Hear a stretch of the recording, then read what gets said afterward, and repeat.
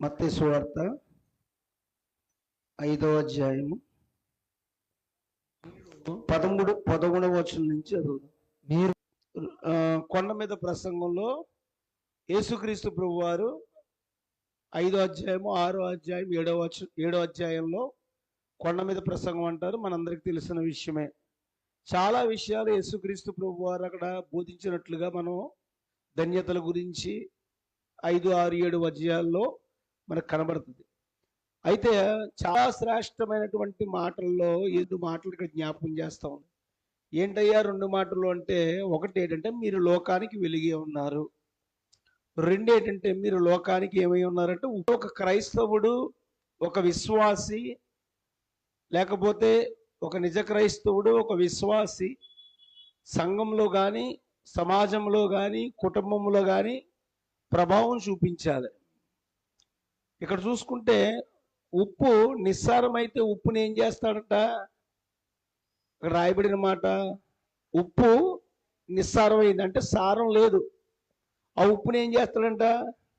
బయట పారేసి రోడ్ల కింద తొక్కడానికి పనిచేస్తుంది. అంతకంటే ఉపయోగం లేదు.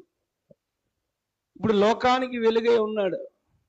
ఇప్పుడు డబ్బులు పెట్టి ఒక బల్బు కొనుక్కొని పెట్టామనుకోండి, ఈ బల్బు కొంతకాలం పనిచేస్తుంది, కొంతకాలం అయిన తర్వాత ఆరిపోద్ది. ఆరిపోయిన తర్వాత నేను వెలపెట్టి కొన్నాను కనుక, ఎంతో కాలం నుండి దీన్ని పోషించాను కనుక దీన్ని పాడేయను, అలాగే ఉంచుకుంటానంటే మనకు వెలుగు ఉంటుందా? ఉంటుంది? వెలుగు ఉండదు. అప్పుడు ఆ బల్బుని ఏం చేయాలి? తీసి పారేసి మరో కొత్త బల్బు పెట్టుకోవాలి. కూడా ఏమవుతుందంటే చచ్చిన స్థితిలోకి వెళ్ళిపోద్ది అనమాట. ఎందుకని? ప్రభావం చూపాలి మనం. ప్రార్థన ద్వారా ప్రభావం, వాక్యం చదువుడు ద్వారా ప్రభావం, పాటల పాడటం ద్వారా ప్రభావం, ప్రతి ఆత్మకార్యాలు దేవుని సన్నిధిలో, లేకపోతే సమాజంలో, లేకపోతే సంఘంలో, లేకపోతే గృహంలో ఒక నిజ క్రైస్తవుడు లేక ఒక నిజమైన విశ్వాసి ప్రభావం చూపించాలి. మన ప్రభావం ఏమవ్వాలి? ఇతరులకి రావాలి. వచ్చినప్పుడు మనలో ఉన్నటువంటి ప్రభావం ఇతరుల మీద పడినప్పుడు ఆ ప్రభావం వారినే దేవుని సన్నిధికి ఏం చేస్తుంది? తీసుకొస్తుంది. కనుక ఇక్కడ చెప్తున్న మాట ఏంటంటే, మీరు లోకానికి వెలిగే ఉన్నారు, మీరు లోకానికి ఉప్పై ఉన్నారు అనే మాటలు ఇక్కడ చెప్తా ఉన్నాడు. ఈకాబోధు పేరు విన్నారు కదా మీరు? ఈకాబోధు. ఆ ఈకాబోధు అనగా ప్రభావం వెడలిపోయేను అని అర్థం. మనం ఈకాబోధుల వల్లే ఉండకూడదు. ఎలా ఉండాలి? లోకానికి వెలుగులే ఉండాలి, లోకానికి ఉప్పు వలే ఉండాలి. మరి ఒక సహోదరి ఉంది, ఆమె పేరు ఎలీనా ఇవాన్. ఆ సహోదరి మరి ఇంజనీరింగ్ చదవడానికి ఒక కాలేజీకి వెళ్ళిందంట. ఆ కాలేజీలో ఆమె రాకముందు అక్కడ ఉన్న స్టూడెంట్స్ మరి సిగరెట్లు కాల్చి మందు తాగి, అక్కడ ఉన్న లెక్చరర్స్ కూడా అసభ్యకరంగా స్త్రీల మీద షటర్లు వేస్తూ ఉండేవారంట. అటువంటి పరిస్థితుల్లో ఈమె కాలేజీలో చదవడానికి వెళ్ళిందంట. ఆమె పేరేంటి? ఇవేన్ అని మీరు యూట్యూబ్లో కొడితే ఆమె సాక్ష్యం వస్తుంది. ఆమె మరి ఆ శరీరాన్ని కూడా ఆ డ్రెస్ తోటి కప్పుకుంటుంది అనమాట.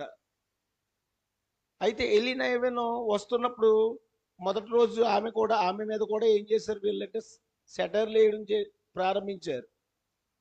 ఆమె ఒక్కసారిగా ఏమీ చేయలేదు, ఇలా చూసిందట. ఇలా చూడగానే ఆమెలో ఉన్న ప్రభావాన్ని వాళ్ళ మీద వచ్చిందంట. ఏ ప్రభావం అది? మనుషుని ప్రభావం కాదు, దేవుని ప్రభావం. అంటే ఈమె ప్రార్థనా పరురాలు. ఈమె ఎవరో ప్రార్థనా పరురాలు. ఈమె వెంటనే ప్రభావం పడగానే, ఒరే వెళ్ళినా ఈమెను వస్తుందో తప్పుకోండిరా స్నేహితులు చెప్పేవారట. ఎందుకని? ఆమెలో ఉన్నటువంటి దేవుని యొక్క ప్రభావం ఇతరుల మీద పడిందనమాట. అది ఆ పడగానే ఆ చెడ్డ స్నేహితులు కావచ్చు, ఆ స్టూడెంట్స్ కావచ్చు, సిగరెట్ ఊది మోకం మీద వేసేవారు కావచ్చు, వీళ్ళందరూ కూడా ఎలీనా ఇవైనా వస్తుంది, పక్క జరగండి అని అనేవారట. ఎందుకంటే ఆమెలో ఉన్నటువంటి దైవత్వం, ఆ ప్రభావం ఏమైందంటే అందరి మీద పడింది. అలాగ మన కుటుంబంలో మన ప్రభావం పడాలి. మన సమాజంలో మన ప్రభావం పడాలి, సంఘంలో మన ప్రభావం పడాలి. మన ప్రభావం పడకపోతే కనుక మనం ఎవరు అంటే ఏకాబోధులం. ఏకాబోధులు అంటే అర్థం ఏంటన్నాను?